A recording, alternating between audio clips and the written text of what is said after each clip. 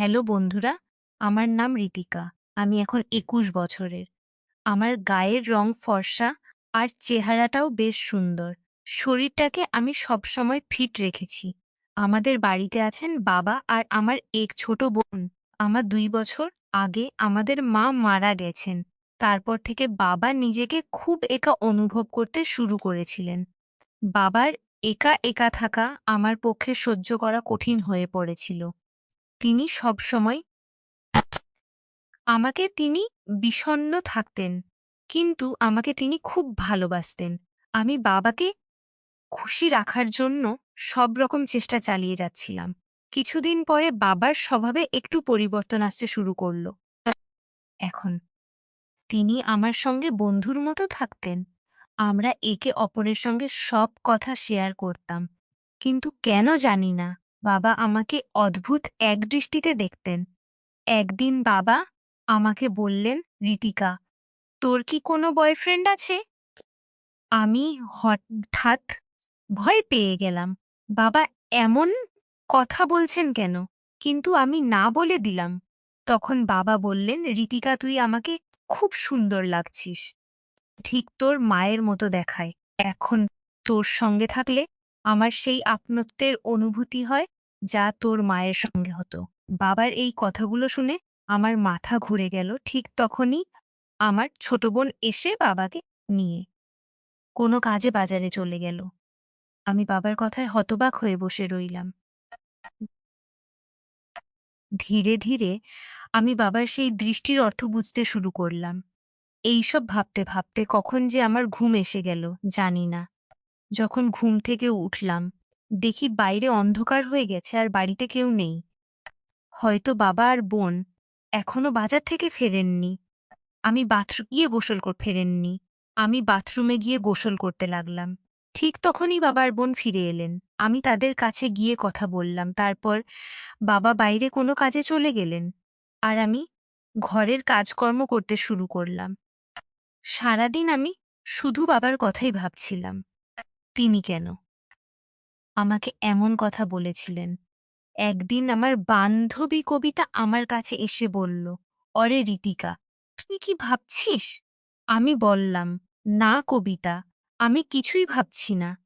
তারপর তাকে জিজ্ঞেস করলাম, "কবিতা, কোনো অনলাইন পয়সা কামানোর উপায় জানিস? কারণ আমার পড়াশোনা শেষ হতে চলেছে। আমি নিজে উপার্জন করতে চাই।" কবিতা রাগ করে বলল, "চল, যার।" আমরা দুজনে নিজের নিজের বাড়ির দিকে রওনা দিলাম। কলেজের ক্লাস শেষ হয়ে গিয়েছিল। পথে আমি বাবাকে দেখতে পেলাম। বাবা অন্য এক মহিলাকে সঙ্গে নিয়ে ঘুরছেন আর তাকে শপিং করাচ্ছেন। পরে আমি তাদের এক হোটেলের দিকে যেতে দেখলাম। আমার খুব রাগ হলো।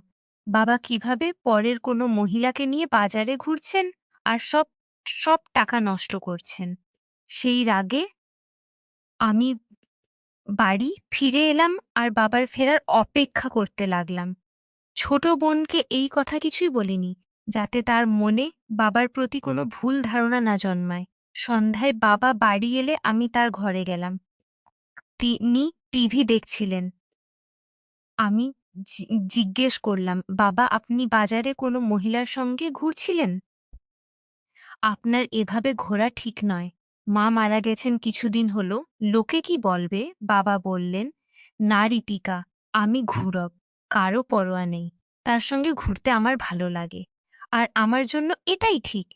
এখন না ঘুরলে কখন ঘুরব?" তিনি রাগ করে বলছিলেন। আমি অনেকবার বুঝিয়ে বললাম যেন তিনি এমন না করেন। কিন্তু তিনি মানলেন না।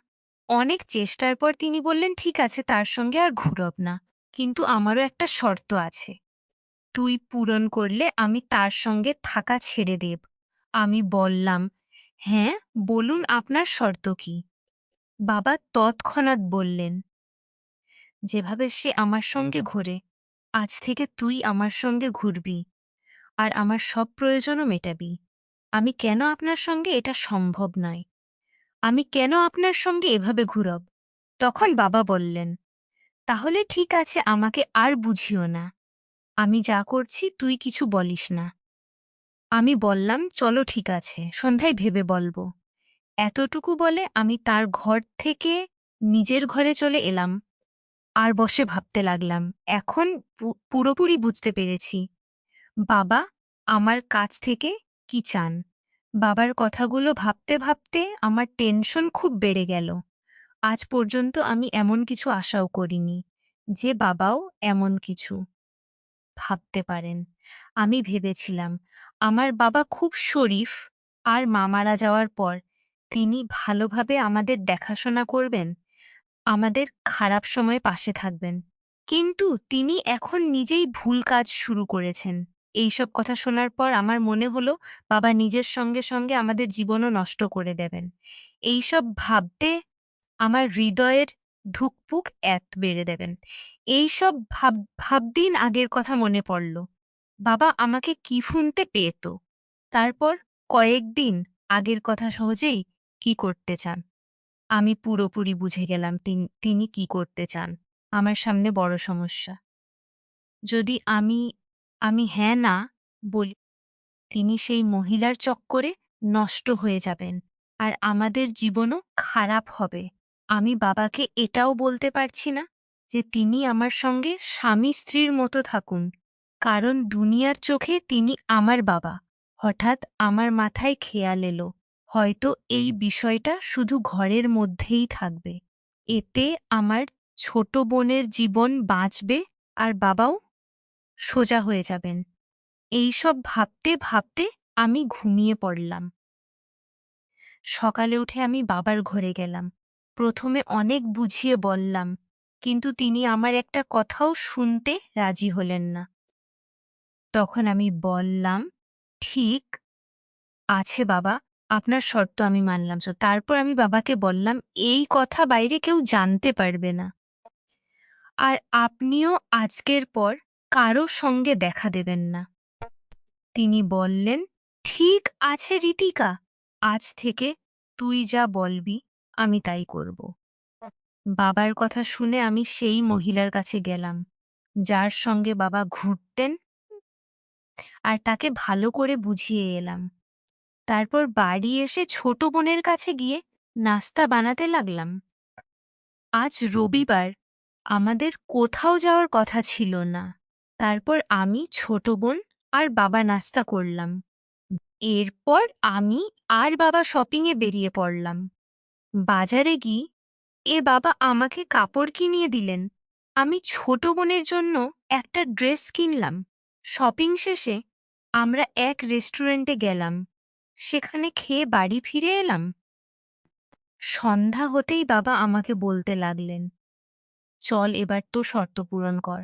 তখন আমিও শর্ত অনুযায়ী আমার কাজ শুরু করলাম আর বাবার সব কাজের দিকে নজর রাখতে লাগলাম। সেই দিন থেকে আমি বাবার সঙ্গে একদম স্বামী স্ত্রীর মতো থাকতে শুরু করলাম।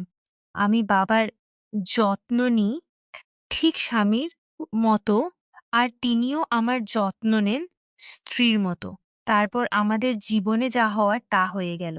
এখন বাবা অনেক খুশি, আর আমিও পরিস্থিতির সঙ্গে নিজেকে মানিয়ে নিয়ে খুশি রাখার চেষ্টা করি। এখন বাবা অনেক সোজা হয়ে গেছেন।